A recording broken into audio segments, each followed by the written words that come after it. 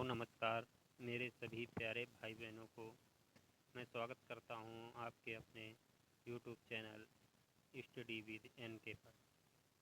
आज हम हिंदी साहित्य के साहित्यकार और उनकी रचनाओं पर एक वीडियो, जिसमें से सबसे पहले कबीरदास की रचना संग्रह है बीजक। और बीजक में 3 रचनाएं हैं, साखी, सबद और रमैनी। कबीरदास जी की बीजक ही एक रचना संग्रह है जिसमें से साखी, सबद और रमैनी तीनों रचनाएं हैं। इसके बाद सूरदास जी की रचनाएं। सूरदास जी की रचना में सूर सागर समग्र रचनाओं का संकलन है। साहित्य लहरी, सूर पचीसी, सूर तारावली, नागलीला, गोवर्धन लीला, प्राण प्यारी और सूर सागर सार, ये सूरदास जी की रचनाएं हैं। और इसके बाद जो हैं हमारे महाकवि तुलसीदास जी के जो रचनाएं हैं उनमें से सबसे जो विश्वविख्यात रचना है रामचरितमानस, जो अवधी भाषा में लिखी गई है।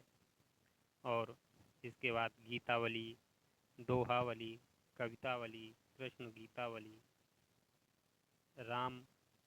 रामाज्ञा प्रश्नावली, तुलसीदास का ज्योतिष ग्रंथ हनुमान बाहुक, विनय पत्रिका, रामलला नाहछू, सॉरी इसमें टाइपिंग एरर है, नाहछू लिखा, नाहछू, पार्वती मंगल, जानकी मंगल, 12वें रामायण, वैराग्य संदीपनी, कवित्व कुंडलिया, वाल्मीकि द्वारा रचित ग्रंथ रामायण का जो अनुवाद है वो है कवित्व कुंडलिया।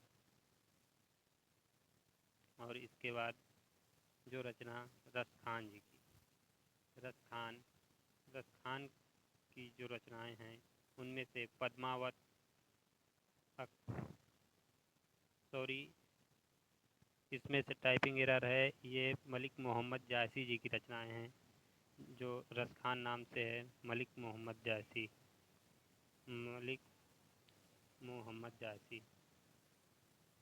उनमें वो मलिक मोहम्मद जायसी जी की रचनाएं पद्मावत, अखरावट और आखिरी कलाम, ये 3 रचनाएं मलिक मोहम्मद जायसी जी की हैं। इसके बाद जयदेव की गीत गोविंद रचना, जो संस्कृत भाषा में प्रकाशित की गई है। मीराबाई को आधुनिक युग की मीरा कहा जाता है। मीराबाई की रचनाओं में सर्वप्रथम नरसिंह जी का मायरा, राग गोविंद, गीत गोविंद की टीका, मलार राग का पद, स्फुट पद, चरित रुक्मणी मंगल, मीरा की गरबी, नरसिंह मेहता की हुंडी पर भाग 1 से 6 तक। मीराबाई को आधुनिक युग की मीरा भी कहा जाता है। दोस्तों, इसके बाद चंदरबरदाई का सबसे प्रसिद्ध महाकाव्य है पृथ्वीराज रासो हिंदी का पहला विस्तृत महाकाव्य है। हिंदी साहित्य का पहला विस्तृत महाकाव्य है जिसे चंदरबरदाई के पुत्र जलहन ने पूर्ण किया था। इसके बाद अमृता प्रीतम की रचना चुने हुए उपन्यास, जो उपन्यास विधा की रचना है। और 720 कदम 17 कहानी संग्रह है। इसके बाद केशवदास जी को कठिन काव्य का प्रेत भी कहा जाता है। केशवदास जी को हिंदी साहित्य में कठिन काव्य का प्रेत भी कहा जाता है। और इनकी रचनाएं में प्रमुख रचनाएं हैं रामचंद्रिका, रसिक प्रिया, कवि प्रिया, नक्शिक, छंदमाल, जहांगीर, जस चंद्रिका, विज्ञान गीत, वीर सिंहदेव चरित। केशवदास जी की ये प्रमुख रचनाएं हैं। इसके बाद मलिक मोहम्मद जायसी मलिक मोहम्मद जायसी जी की रचना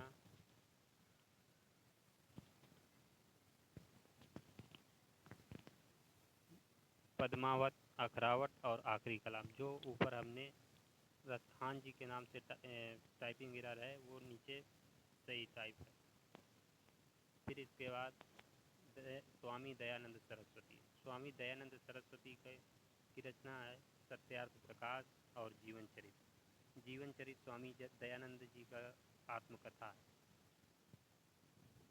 इसके बाद नरपति नाल्य। नरपति नाल्य जी का जो एक रचना है विसल देव रासो। इनकी सबसे प्रसिद्ध रचना विसल देव रासो ही है। इसके बाद भूषण। भूषण जी की हिंदी साहित्य में कई रचनाएं हैं जो बहुत प्रसिद्ध हैं। उनमें से शिवा बावनी, छत्रसाल दशक, भूषण उल्लास, भूषण हजारा, शिवराज भूषण, ये भूषण जी की प्रसिद्ध रचनाएं। और इसके बाद बिहारी। हिंदी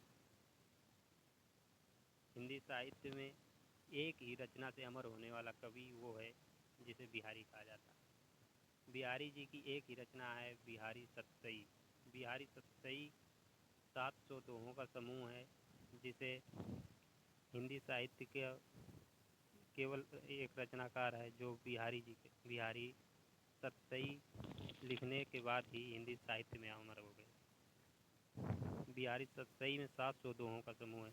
नमस्कार दोस्तों, अगर वीडियो अच्छा लगा हो तो लाइक करें, कमेंट करें और शेयर करें।